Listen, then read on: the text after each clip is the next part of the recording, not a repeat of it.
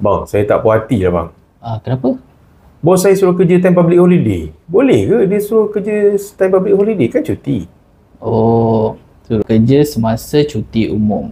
Okey, sebelum tu saya jelaskan sedikit dahulu mengenai cuti umum ni. Kalau ikutkan peruntukan undang-undang, setiap pekerja berhak untuk mendapat 11 hari kelepasan am. Maksud 11 hari public holiday. Daripada 11 hari tersebut, 5 hari adalah wajib.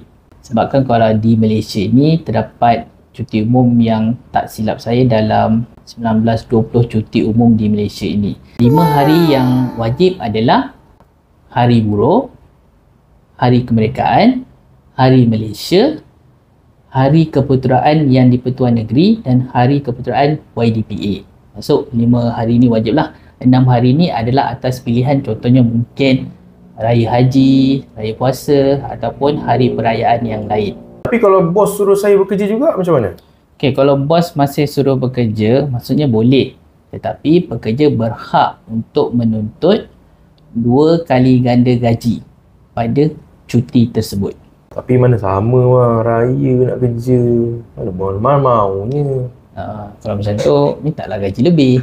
Boleh minta 2 kali ganda. Tak cukup. Tak cukup je? Raya setahun sekali. Kau carilah kerja lain macam tu.